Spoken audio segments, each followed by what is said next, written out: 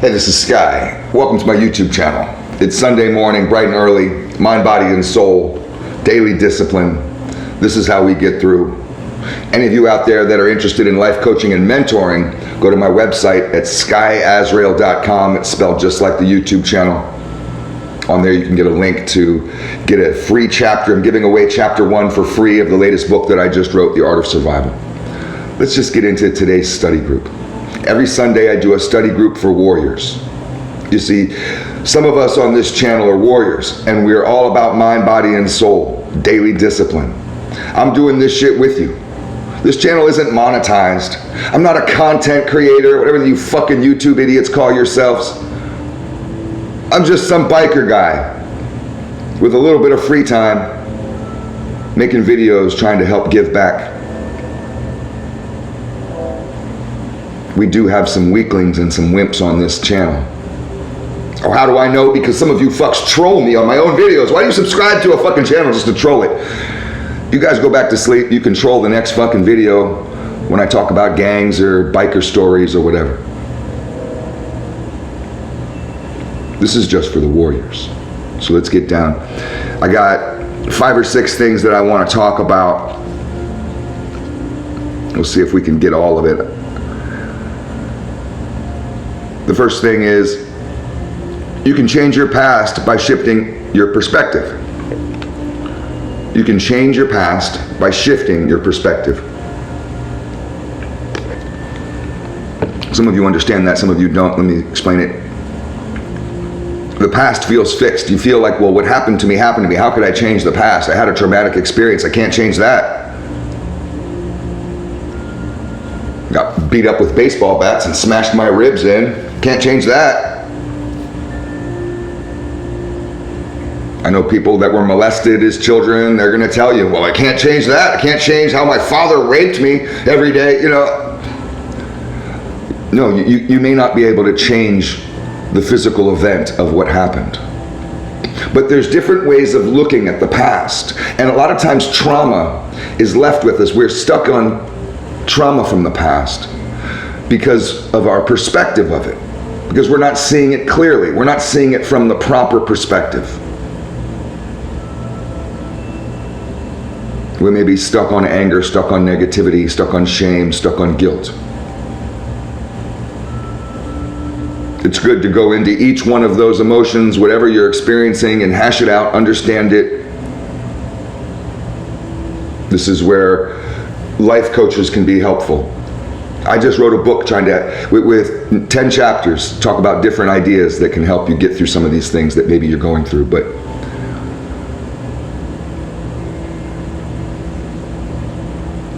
simply as a thought experiment, you can go back into these experiences that you've had and try to see them for what they are, without the emotional attachment. And when you can see the experience for what it really was, as an observer, not the experiencer. It's a little game you play with yourself, of perspective, of shifting perspective, of outlook, of shifting your outlook, shifting from the experiencer to the observer. Can you observe your own actions as you're doing it? Can you be conscientious and aware of what you're saying and what you're doing it as you're doing it? Or are you just lost in shit and you only have this hindsight? Well, even if all you have is hindsight, you can look back on your past and try to see it from a more rational perspective. See, a lot of times that when we're lost in emotional triggers, they're irrational. So you literally change your past by shifting your perspective on the event, by understanding it more.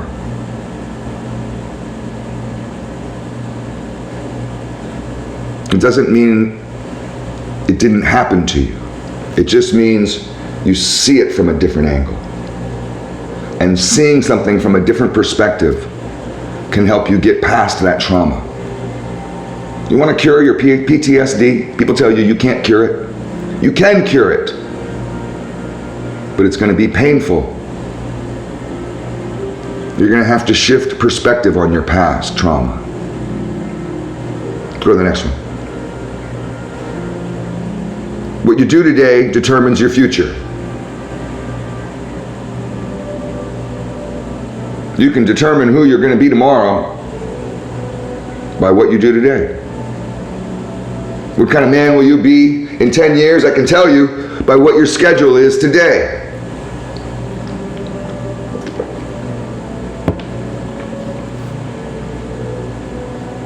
I try to remind myself of this statement every morning. What I do today determines my future. I'm awfully lazy. I have lazy tendencies.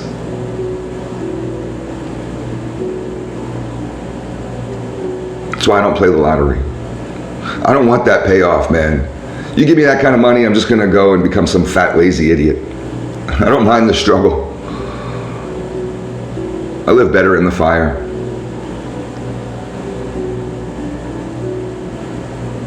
And every day I try to give myself some struggle, some suffering.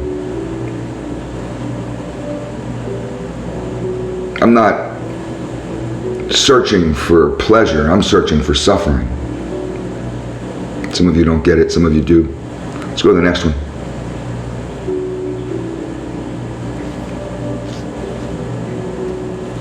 I kind of like this because it was a statement about relationships, so let's hash it out.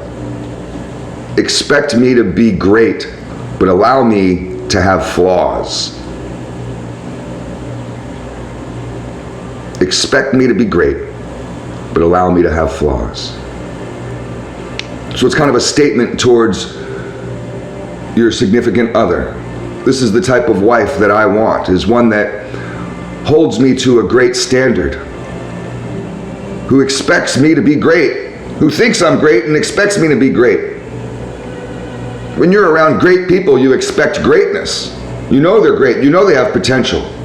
If some great motherfucker starts doing loser shit, you're just like, no, you're better than this. I do this with my brother all the time. I think he's greater than he thinks of himself, and I'm the one who's right. And so they say, am I my brother's keeper? And yes, I am. But you want a woman who's she's not gonna nag you and bitch at you and complain, but she's gonna hold you to a higher standard. She's gonna call you out on your bullshit. She's gonna tell you you're worth more than that you're better than that you know that, and that will inspire you to take those risks, to meet your fears, to be stronger. But you want to be with somebody who allows you to have flaws. See, I want a woman who can expect me to be great. Every day she expects greatness, because I'm a great man and she expects me to be great. It's the relationship we're in. She found a great man because she wanted a great man, and I'm one, and I have to live up to that. But she has to allow me to have flaws. I'm not perfect. Nobody's perfect. I'm not God.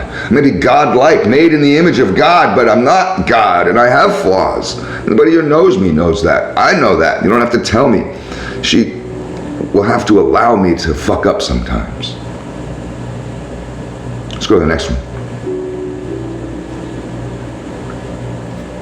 Let's stay with the relationship theme for a second. And I've talked about this before in another video, and I think it's worth mentioning again, because there's a lot of people that are lost that wonder, well, what's the meaning of life, and what should I be doing with my life, and what's my purpose? Well, here it is, right here. There's no more important role for a man than the roles of husband and father. That's directly from the Bible. That's a quote from the Bible. I'm not here to preach religion, but I thought this was good information. Some of us can get awfully lost in wondering, well, what are we here for? This is what you're here for. There's no more important roles for a man than the roles of husband and father. When you become husband and father,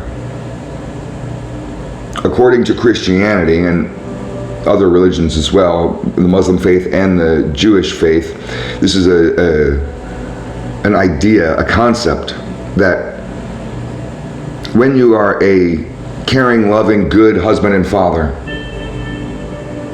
a good leader, that you become like the Father in heaven. You become God-like. And this is one of the goals of man, is to strive his entire life to be God-like, not to be God. That's the fucking difference. You got to be humble. I'm not God. I strive to be like God. You'll never be like God, but you strive to be. And you do that through being a good husband and father. And the meaning of life for men is to be a husband and a father. A lot of guys get lost in business. I've done that. I wasted 25 years of my life being businessman, thinking that that's what, the only reason I'm alive is just to be successful. And I realize now at 50 that I kind of had it wrong. I had the meaning of life wrong.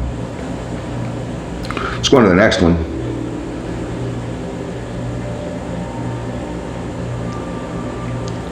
A man's feelings come second. Leaders do what's right for the group. A man's feelings come second. Leaders do what's right for the group. I was scrolling down Facebook the other day, and one of my friends posted a meme, which I don't remember exactly what it said, but I remember the gist of it, and it was about, this is the way I took it, that about a man not getting time to express his feelings, that nobody listens to a man cry, or when a man is feeling depressed and down, nobody's there to say, well, what's wrong, bro? That men are always there for other people as leaders, but nobody's there for us. And this was a complaint. The meme was a complaint. And I took it as weakness, and I thought, well, why the fuck do you need somebody to complain to? Because a leader doesn't complain. And I've been in leadership roles. And when I've been the boss of a business or the head of a group in a social setting as alpha, I'm not looking for people to hear me whine and moan. In fact, I keep all that shit to myself. It doesn't really matter. My individual feeling about this plan or scenario or event or whatever's going on doesn't matter. It's what's good for the group. I'm thinking about what's good for my teammates. What's good for the team, not what's good for the individual. Stop whining and moaning about wanting to, how do I say it? Wanting to be a woman. You want people to hear you whine and moan? You just need a shoulder to cry on? What are you, some kind of bitch? Man up. Stop being a pussy. Think about the others around you. When everybody around you is happy, that makes you happy. Your individual needs don't matter as much. Now, the kicker to this. What's the kicker? You say, well, Sky, I don't want to be left out of the cold. I have rights and deserve to have boundaries, and I can't just bleed myself dry trying to nourish everyone else. A strong man builds himself first. The foundation of your strength is through your self-care, your mind, body, and soul lifestyle. You fill your cup, and your cup overflows, and that overflowing amount is what feeds the land, feeds the city, feeds your family. That overflowing amount of love, the overflowing amount of attention, of compassion, of wealth, everything. You feed yourself first. So there's never a time that you're empty and you need someone to fill you up. I don't need my employees or my wife or my kids to fill me up. I'm always overflowing. It's just food for thought. Have a good Sunday, guys.